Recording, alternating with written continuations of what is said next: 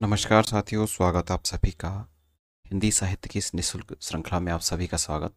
हम पढ़ रहे हैं हिंदी साहित्य और हिंदी साहित्य के अंतर्गत हम आदिकाल कंप्लीट कर चुके हैं और भक्ति काल के अंतर्गत आज हम कुछ और महत्वपूर्ण बिंदुओं पर कुछ महत्वपूर्ण रचनाकारों की चर्चा करेंगे। इससे पहले मैं आपको बता दूं कि हिंदी साहित्य के अंतर्गत हम भक्ति काल पढ़ रहे हैं। भक्ति काल में संत जो हमारी जो परंपरा है उस पर अपन चर्चा कर रहे हैं, जिसमें अपन कबीरदास जी को बहुत ही अच्छे से पढ़ चुके हैं। और आज हम चर्चा करेंगे अन्य जो भी संत आप संप्रदाय से संबंधित हैं, उन सारे रचनाकारों की, कवियों की हम चर्चा करेंगे। तो आप सभी के लिए एक छोटी सूचना कि अगर आप विद्यार्थी निःशुल्क रूप से हिंदी साहित्य बहुत अच्छे से व्याख्यात्मक रूप से पढ़ रहे हैं तो आप हमारे चैनल से ज़रूर जुड़िएगा, चैनल को सब्सक्राइब करके। और साथ में आपको शाम को 8 बजे लाइव प्रश्नोत्तरी भी मिलती है हिंदी साहित्य से संबंधित, जिसमें विगत परीक्षाओं में आए हुए प्रश्न, न केवल किसी एक स्टेट से अपितु जहाँ भी जिस तरीके से प्रश्न आपके हिंदी साहित्य में आए हुए हैं उनकी व्याख्यात्मक प्रश्नोत्तरी भी आपको शाम को 8 बजे चल रही है। तो चलिए साथियों, स्टार्ट करते हैं अपनी क्लास को। देखिए, आज हम चर्चा करेंगे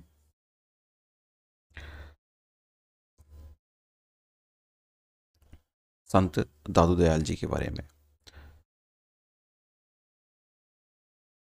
संत दादू दयाल जी के बारे में हम चर्चा करेंगे। देखिए, इनका जो जन्म हुआ था ये आप सभी को पता है। ये कौन से संप्रदाय से हैं? संत संप्रदाय से है और अपन पढ़ रहे हैं भक्ति काल। जन्म इनका जो हुआ था 1544 ईस्वी, और अगर हम इसमें 57 वर्ष बढ़ाते हैं तो कितने हो जाते हैं? 1601 विक्रम संवत। आपको विक्रम संवत के अनुसार जाना जाता है। वहीं इनके जन्म स्थान की बात करें तो जन्म स्थान इनका अहमदाबाद, गुजरात में। मृत्यु काल की बात करें तो इनका जो मृत्यु काल है, अर्थात इनका जो देहावसान हुआ, वो हुआ था साथियों का 1603 ईस्वी में। विक्रम संवत की बात करें तो 1660 में। चलिए, इनके जो गुरु का नाम था साथियों, इनके गुरु का नाम था वृद्ध भगवान। इनके गुरु का क्या नाम था? वृद्ध भगवान इनके गुरु का नाम था। और ये जो सोर्स लिया गया कहाँ पर? जन गोपाल द्वारा रचित जन्म लीला पर्ची के अनुसार, जन्म लीला पर्ची के अनुसार ये जो सोर्स है वो लिया गया है। तो कहीं पर भी आपको कहीं संदेह नहीं करना है, सारी ऑथेंटिक चीज़ें आपको यहाँ से मिलने वाली है। इनकी जो प्रमुख रचनाएं हैं, 3 संकलित इनके ग्रंथ हैं। कितने ग्रंथ हैं? 3 संकलित ग्रंथ हैं। वो कौन कौन से हैं उसकी चर्चा मैं आपसे कर लेता हूँ। देखिए, 3 संकलित इनके ग्रंथ हैं। एक तो है कौन सा? हरणेवाड़ी। महत्वपूर्ण है, इंपॉर्टेंट है, एग्जाम में पूछा जाता रहा है। इसका संकलन इनके शिष्य संतदास व जगन्नाथ दास द्वारा मिलकर किया गया था। अर्थात ये जो हरणेवाणी है इनका कैसा ग्रंथ है? संकलित ग्रंथ है। संकलित ग्रंथ है और इसका जो संकलन किया था वो इनके ही शिष्य कौन कौन से बताओ? संतदास और वे जगन्नाथ दास द्वारा इसका क्या किया था? मिलकर संकलन किया गया था। दूसरा है, बताओ कौन सा? अंगबंधु। अंगबंधु भी इनका महत्वपूर्ण ग्रंथ है। इसमें ध्यान रखना है, इनके जो प्रमुख शिष्य थे रज्जव, ये एग्जाम में पूछा जाता है। इनके प्रमुख शिष्य बताओ कौन थे? रज्जव के द्वारा इसका क्या किया गया? बताओ, संकलन किया गया। वही तीसरा है, बताओ कौन सा? दादू दयाल। इसका संकलन परशुराम चतुर्वेदी द्वारा किया गया। यही इनकी कैसी रचना मानी जाती है? प्रामाणिक संकलन इनका माना जाता है। तो तीनों को याद रखना है, हरणेवाणी, अंगबंधु और दादू दयाल। कैसे ग्रंथ हैं तीनों? संकलित ग्रंथ है। इसकी रचना बताओ किसके द्वारा? संतदास और रचना नहीं, संकलन संतदास और जगन्नाथ दास द्वारा। इसका जो अंगबंधु है इसका संकलन बताओ किसके द्वारा? प्रमुख शिष्य बताओ कौन था इनका? रज्जव। और ये जो है इसका जो संकलन किया था परशुराम चतुर्वेदी के द्वारा किया गया। कुछ विशेष तथ्य हैं, उनकी भी चर्चा मैं आपसे करूंगा जो आपको याद रखना है एग्जाम पॉइंट ऑफ व्यू से। देखिए, ये दादू पंथ यानी परब्रह्म संप्रदाय के प्रवर्तक माने जाते हैं। कौन? जो दादू दयाल जी थे, ये कौन से पंथ के प्रवर्तक माने जाते हैं? दादू पंथ जो संप्रदाय है, जिसे अपन परब्रह्म संप्रदाय के नाम से भी जाने जाते हैं, उसके क्या माने जाते हैं? ये प्रवर्तक माने जाते हैं। दादू दयाल जी के मन में पंथ स्थापना का विचार सर्वप्रथम कब आया था? 1573 में। और ये वेरी इंपॉर्टेंट है, ये एग्जाम में पूछा गया है।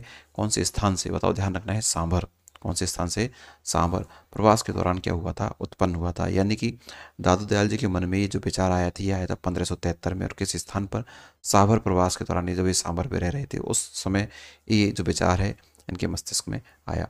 सांभर में इनका सत्संग स्थल अलग दरीवा। वेरी वेरी इंपॉर्टेंट है, इंपॉर्टेंट करके लिखना है, हाईलाइट करके लिखना है, वेरी इंपॉर्टेंट है, ध्यान रखना। अलग दरीवा क्या है? तो ध्यान रखना, दादू पंथ में जो सत्संग स्थल होता है उस सत्संग स्थल को भी अलग दरीवे कहा जाता है। कई बार हिंदी साहित्य में नकार जीके में भी ये प्रश्न पूछ ले जाता है आपसे कि अलग दरीवा का संबंध है, तो ध्यान रखना है। दादूपंथी जो लोग थे, जो अपना सत्संग स्थल जो होते थे जहाँ पर वो सत्संग बैठ कर किया करते थे, उस स्थान को बताओ किस नाम से जाना जाता है? अलग दरीवा के नाम से जाना जाता है। तो इंपॉर्टेंट फैक्ट है आपके लिए। चलिए आगे में और कुछ दादूपंथ से संबंधित महत्वपूर्ण जो चर्चा है वो भी हम करेंगे। ठीक है साथियों, चले भाई अगले जो कथन है इनका जो विशेषता है मुख्य उसकी बात करेंगे। चौथी है, ये राजस्थान के प्रथम संत माने गए हैं। कौन? जो दादू दयाल जी हैं वो राजस्थान के कैसे संत माने गए हैं? प्रथम संत माने गए हैं। इनको राजस्थान का क्या कहा जाता है? कबीर कहा जाता है। इनको राजस्थान का क्या कहा जाता है? कबीर कहा जाता है। ये विवाहित थे, ठीक है। गरीबदास और मिस्किनदास इनके दो पुत्र थे, तो इसको इंपॉर्टेंट लगाना है, एग्जाम में पूछा गया है। इनके दो पुत्रों के नाम ध्यान रखना है, एक तो गरीबदास और एक बताओ कौन सा दास? मिस्किनदास। ये दो इनके पुत्र थे। नारायणा नरेना जयपुर में इनकी क्या है बताओ? मुख्य पीठ है। ये भी इंपॉर्टेंट है, एग्जाम में पूछा जाता रहा है। इनकी मुख्य दादू संप्रदाय की जो मुख्य पीठ है बताओ कहाँ पर है? नरेना कह दो चाहे नारायणा कह दो, एक ही बात है, बताओ कहाँ पर ये? जयपुर में। इनकी जो काव्य भाषा है वो कौन सी है बताओ? ब्रज भाषा है, जिसमें राजस्थानी और खड़ी बोली के शब्दों का बताओ क्या मिलता है? मिश्रण मिलता है। कौन कौन सी? इनकी जो मुख्य भाषा कौन सी है? ब्रज। और ब्रज में राजस्थानी और खड़ी बोली का बताओ क्या है? मिश्रण है। वो इस भाषा का इन्होंने क्या किया है बताओ? प्रयोग किया है। चलिए देखिए भाई, इनका जो मुख्य पद है वो यहाँ पर द्रष्टव्य है, अर्थात आपको ये पद आपको ध्यान रखना है, पूछा जाता है ये पद किसका है, ये कथन किसका है। ठीक है, ये लाइन किसकी है कि धीव दूध में रमी रक्षा, इसमें धीव दूध में रमी रक्षा, व्यापक सब ही ठौर, व्यापक सब ही ठौर, दादू बक्ता बहुत है, मथी काणे ते और। अर्थात बहुत सारे कहने वाले तो बहुत सारे हैं, लेकिन जो मुख्य जो मूल बात है उसको कहने वाले कुछ और ही होते हैं, क्योंकि बोलने वाले, कहने वाले, लिखने वाले काफ़ी होते हैं, लेकिन मुख्य चीज़ जो निष्कर्ष को निकाल कर बताए वो कुछ ही लोग होते हैं। दादू पंथ का अधिकांश साहित्य बताओ कौन सी भाषा में है? ढूंढाडी भाषा में है, क्योंकि सीधी सी बात है, सावर जयपुर के आसपास का इनका जो क्षेत्र रहा है उसमें ढूंढाडी भाषा का ही प्रचलन है, तो वहाँ इसका मुख्य भाषा बताओ कौन सी हो जाती है? ढूंढाडी भाषा। राजस्थान में इन्होंने निम्नलिखित 5 स्थानों पर साधना की थी। कौन कौन से स्थान है? ये तो कल्याणपुर, दूसरा नरेना नारायणा, तीसरा सांबर, आमेर और बहराना। ध्यान रखना है, बहराना इनका बताओ क्या है? मृत्यु स्थान है, ये आपको ध्यान रखना है। ठीक है, चले भाई, तो 5 स्थानों के नाम आपको याद रखना है। कल्याणपुर करडाला, नरेना नारायणा, आमेर, सांवर, बहराना। प्रश्न इस तरीके से पूछा जा सकता है कि निम्न में से किसका संबंध दादू दयाल जी से नहीं है? तो 3 नाम आपको ये मिलेंगे, एक चौथा ऑप्शन आपको कोई दूसरा मिल सकता है।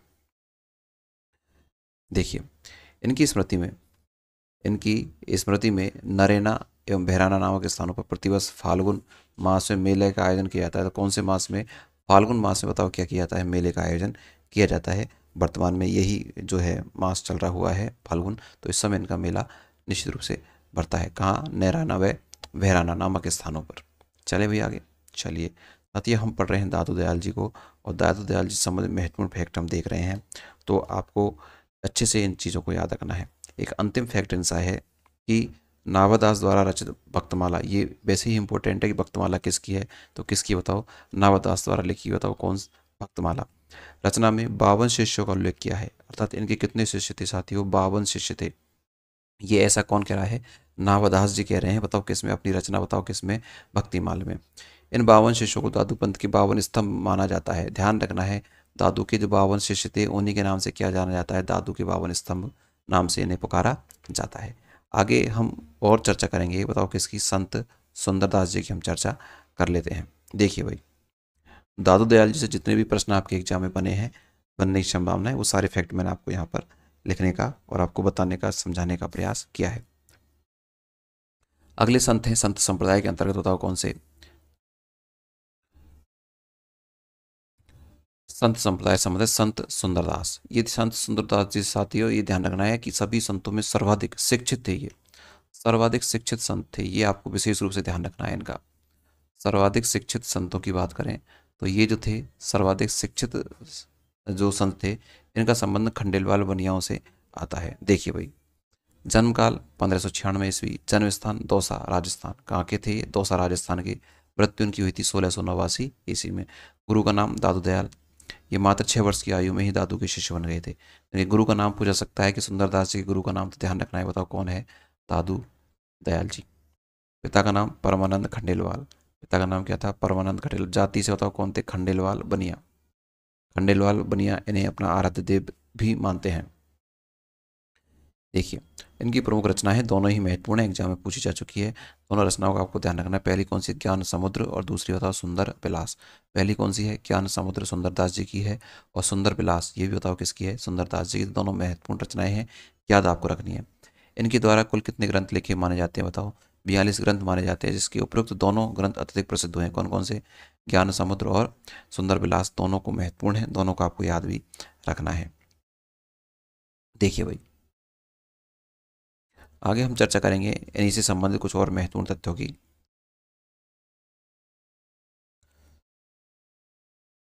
इनकी रचनाओं का एक संकलन पुरोहित हरिनारायण शर्मा के द्वारा सुंदर ग्रंथावली के नाम से, तो सुंदर ग्रंथावली के अंतर्गत किसकी रचनाएं हैं, आपके दादू दयाल जी की हैं, नाम से किया गया। इसके दो भाग हैं, कौन कौन से, ये इतना महत्वपूर्ण नहीं, लेकिन आपको ध्यान रखना है। बताओ कौन कौन से, सुंदर ग्रंथावली जो संकलित ग्रंथ है, इसका आपको ध्यान रखना है। कुछ इंपॉर्टेंट फैक्ट इसके बारे में पढ़ते हैं अपन, कि सुंदरदास संत कवियों में सर्वाधिक, मैं आपको बता चुका सबसे महत्वपूर्ण चीज़ तो आपको पहले ही बता चुका, सर्वाधिक शिक्षित संत माने जाते हैं। इंपॉर्टेंट है भाई ये, वेरी वेरी इंपॉर्टेंट लगा लीजिए। सर्वाधिक शिक्षित संत कौन से हैं, सुंदरदास जी। ये श्रृंगार रस, श्रृंगार को इस तरह से लिखते हैं, ये श्रृंगार रस के घोर विरोधी कवि माने जाते हैं। इन्होंने अपनी रचनाओं में परिष्कृत ब्रज भाषा का प्रयोग किया। कौन सी भाषा का, ब्रज भाषा का प्रयोग किया। इन्होंने 1625 ईस्वी में फतेहपुर शेखावटी सीकर में प्रवेश किया था, जहां एक गुफा में 12 वर्ष तक योग साधना की थी। इनकी मृत्यु सांगानेर जयपुर में हुई थी, तो ये भी आपको ध्यान रखना है। सांगानेर जयपुर में इनकी क्या हुई थी बताओ, मृत्यु। इन्हीं के साथ में एक और संत हैं जिनका नाम है संत मलुकदास। कौन से हैं, संत मलुकदास। ये संत मलुकदास जी हैं, क्या कहते हैं सुनिए। संत मलुकदास, जन्म 1574, जन्म स्थान ग्राम कड़ा इलाहाबाद उत्तर प्रदेश के थे ये। मृत्युकाल 1682, कोई महत्वपूर्ण नहीं है। इनके गुरु का नाम था बताओ क्या, पुरुषोत्तम। गुरु का नाम क्या था, पुरुषोत्तम। सुख सागर रचना के अनुसार, कौन किस अनुसार, सुख सागर रचना के अनुसार इनके गुरु का नाम बताओ क्या बताया गया, पुरुषोत्तम। पिता का नाम सुंदरदास खत्री। इनकी प्रमुख रचनाएं हैं बताओ कौन कौन सी, एक तो है ज्ञान बोध। कौन सी बताओ, ज्ञान बोध। इसके अलावा भी इनकी महत्वपूर्ण रचनाएं हैं, उसकी चर्चा मैं आपसे करता हूँ। एक उनकी रचनाएं हैं बताओ कौन सी, रतन खान। ज्ञान बोध है, रतन खान है, भक्ति विवेक है, ज्ञान परोक्षी है, बारह खड़ी है, ध्रुव चरित्र है, ब्रज लीला है, राम अवतार लीला है। कई सारी इसकी रचनाएं हैं जो आपको ध्यान में रखनी है। और बताओ कौन सी, विभव विभूति है, सुख सागर है, भक्त बच्छावली है, स्फुट पद है। तो आपको ध्यान रखना है, इसके बारे में विशेष रूप से आपको ध्यान रखना है, सुख सागर। इन सभी ग्रंथों का विषय अनुसार विभाजन 4 प्रकार से किया जाता है।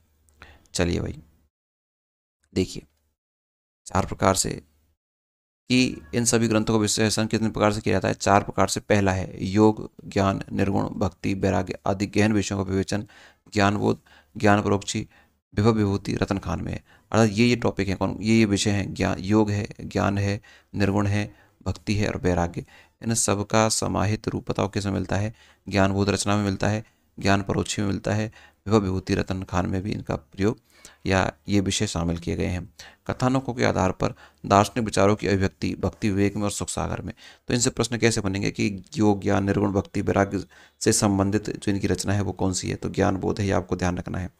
वहीं दार्शनिक विचारों से संबंधित जो इनकी रचना है वो कौन सी है, भक्ति विवेक, भक्ति विवेक, और बताओ कौन सी है, सुख सागर इनकी इनसे संबंधित रचना है।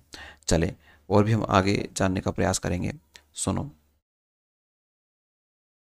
अवतारों और चरित्रों का वर्णन, राम अवतार लीला, ब्रज लीला, ध्रुव चरित्र। अर्थात ये जो अवतार और चरित्रों का वर्णन जिन पुस्तकों में किया गया है वो कौन कौन सी होता है, और राम अवतार लीला है, ब्रज लीला है और ध्रुव चरित्र है। उपदेशात्मक प्रवृत्ति जिसमें उन्होंने उपदेश दिए वो कौन सी, भक्त वत्सावली, बारह खड़ी, स्फुट पदों में मिलती है। विशेष चीज़ क्या है कि ज्ञानबोध इनकी सबसे महत्वपूर्ण रचना है। मैंने आपको कहा था इसे इंपॉर्टेंट लगाइएगा बस, ये इंपॉर्टेंट, इतनी सारी रचना याद करने की जगह हम एक रचना को याद करेंगे। ज्ञानबोध इनकी सबसे महत्वपूर्ण रचना है। इसमें निर्गुण ब्रह्म की अंत साधना, भक्ति, ज्ञान, वैस, निवृत्ति, प्रवृत्ति आदि का 5 खंडों में क्या किया गया है बताओ, विभाजन किया गया है। वही बात करें रतन खान, 10 परिच्छेदों में विभाजित है। कितने परिच्छेदों में, 10 परिच्छेदों में विभाजित है, जिनमें वैराग्य, संत, नस्वरता, निष्काम जीवन, मनन, मुक्ति आदि स्वरूप का वर्णन किया गया है। ये भी इनकी महत्वपूर्ण रचनाएं कौन सी होता है, भक्ति विवेक। रचना में काशी नृप की कथा, पंडित व नागकन्या की कथा, नृप बड़े की कथा, सिद्ध श्रृंगाल की कथा इत्यादि के माध्यम से ब्रह्मोपासना, माया के त्याग, इंद्रियों के शमन तथा मन के दमन ही जो की सार्थकता मानी गई है। कुछ महत्वपूर्ण तथ्यों के बारे में जानकारी करेंगे। ये जो 3 रचनाएं आपको दिखाई दी है ना, तो आपको ये तीनों को तो विशेष रूप से ध्यान रखना ही है। इनके द्वारा अपनी रचनाओं में अवधी ब्रज दोनों भाषाओं का प्रयोग किया जाता है, किया गया, जिनमें संस्कृत का जो है जन्म बोली के शब्दों को जोड़ दिया गया है, यानी संस्कृत भाषा में सामान्य जन की जो बोली है उसको जोड़ दिया गया। वही बात करें कि आलसियों के समर्थक कवि माने जाते हैं। ये कौन से सभी समर्थक कवि? आलसियों के, जिनको ज़्यादा आलस आता है उनके समर्थक कवि माने जाते हैं। एक जगह उन्होंने लिखा है, अजगर करे न चाकरी, पंछी करे ना काम, दास मल्लुका कह गए सबके दाता राम। तो ये मल्लुकदास जी के महत्वपूर्ण कथन है, महत्वपूर्ण एक तरह का पद्य है। ये पूछा जाता है कि ये पद्य किसका है, तो ध्यान रखना किसका है, नाम ही आ रहा है मल्लुकदास जी, तो मल्लुकदास जी का है कि ठीक है। चले आगे, और भी कुछ महत्वपूर्ण जो संत है उनकी हम चर्चा कर लेते हैं। देखिए आगे हम चर्चा करेंगे आज किसकी, संत रैदास की भी चर्चा आज ही कर लेते हैं। सारे जो संत सब काव्य से संबंधित है उनकी चर्चा एक ही क्लास में आपको देखने को मिल रही है। कबीरदास जी को मैं पहले करा चुका हूँ। डॉक्टर गणपति चंद्र गुप्त के अनुसार 1445 विक्रम संवत 1575 विक्रम संवत, डॉक्टर नागेंद्र के अनुसार 1498 और 1598 के मध्य, इनका जो समय बताया गया है वो अलग अलग जो भाषाविद है उनके अनुसार अलग अलग बताया गया है। तो आपको जो सही लगे, सही सारे हैं इनके मत के अनुसार, लेकिन यहाँ पर इस तरह से जो कंट्रीब्यूशन है वो आपको देखने को नहीं मिलेगा। तो एग्जाम में इस तरह के प्रश्न पूछे भी नहीं जाते। जन्मकाल 15वीं शताब्दी का उत्तरार्ध काल है, 16वीं शताब्दी का पूर्वार्ध काल स्वीकार है, तो ये चीज़ आपको ध्यान रखनी है। जन्म स्थान बताओ कहाँ पर हुआ इनका, काशी में जन्म हुआ, काशी पर इन्होंने अपने कार्य किया है। जाति से बताओ क्या थे, चमार थे, निम्न वर्ग से संबंध रखा। इस संबंध में निम्न पद प्रमाण है। देखिए जाति भी ओछी, कर्म भी ओछा, ओछा जाति भी ओछी यानी कि निम्न जो जाति के थे, कर्म भी ओछा, ओछा कसब हमारा, सब कुछ हमारा ओछा ही था, नीच ही था। नीचे से प्रभु ऊँच की ओहे कहे रैदास चमारा, अतः यहाँ पर इन्होंने अपनी जाति के बारे में स्वामी ने बताया है। कह रैदास खलास चमारा, देखो सब जगह इन्होंने अपनी जो है शब्दों का प्रयोग किया है। उपनाम बताओ इनको किस नाम से भी जाना जाता है, इनको रविदास के नाम से भी इनको जाना जाता है। चलिए इनकी महत्वपूर्ण रचनाएं हैं। रचना, इनकी कोई स्वतंत्र रचना प्राप्त नहीं होती, इनकी रचित फुटकल पदों का एक संग्रह रविदास की बानी, ये आपको ध्यान रखना है, रविदास की बानी नाम से संत वाणी सीरीज में संग्रहित किया गया है। इनके द्वारा रचित 40 पद आदि गुरु ग्रंथ साहिब में शामिल किए गए हैं। गुरु का नाम बताओ क्या था, स्वामी रामानंद, ये आपको ध्यान रखना है इनके गुरु का नाम। जो महत्वपूर्ण चीज़ होगी उस पर मैं विशेष बल हमें अपने आप ही दे लूँगा, है ना, तो आपको उन चीज़ों को अच्छे से देख लेना है। मीराबाई ने इनका नाम आदर के साथ लिया था, अतः ये मीरा के गुरु भी माने जाते हैं। कौन बताओ क्या माने जाते हैं? मीरा के, मीरो के, मीरा नहीं है, मीरा है ना, किसे गुरु माने जाते हैं? मीरा के गुरु माने जाते हैं। ये विवाहित संत थे। इनकी पत्नी का नाम बताओ क्या था? लोना। चित्तौड़गढ़ राजस्थान के कुंभ श्याम मंदिर में इनकी एक छतरी बनी हुई है। इनके द्वारा रचित एक प्रसिद्ध पद यहाँ द्रष्टव्य है, सुन लीजिए, बताओ कौन सा है कि अब कैसे छूटे राम नाम रट लागी, प्रभु जी तुम चंदन हम पानी, जाकी अंग अंग समानी। ये इंपॉर्टेंट है, इसको आपको याद रख लेना है। ठीक है, पूरा श्लोक है, आपको अच्छे से याद रखना है। चले भाई,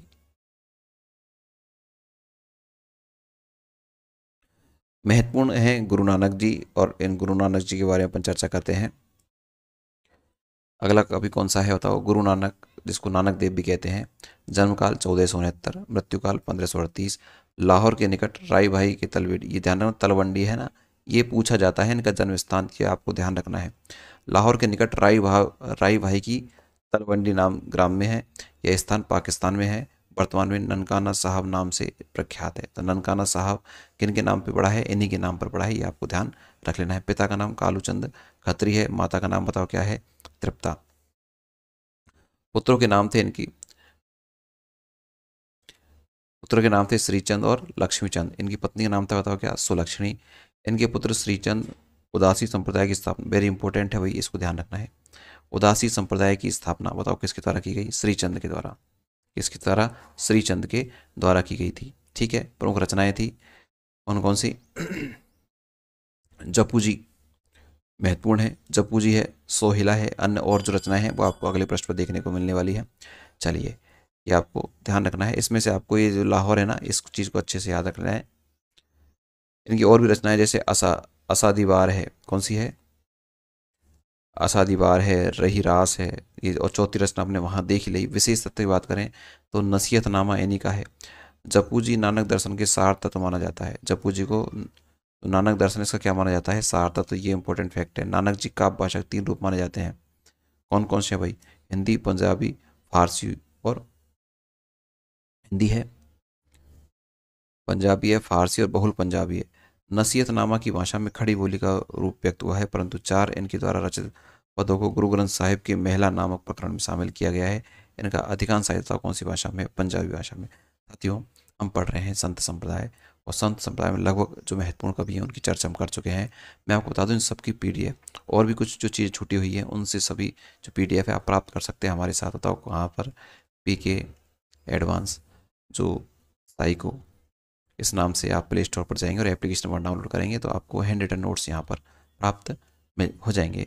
तो आप सभी को क्लास कैसी लगी नीचे मुझे कमेंट्स बॉक्स में जरूर बताइएगा। आप सभी का क्लास को देखने के लिए बहुत बहुत धन्यवाद। Thank you.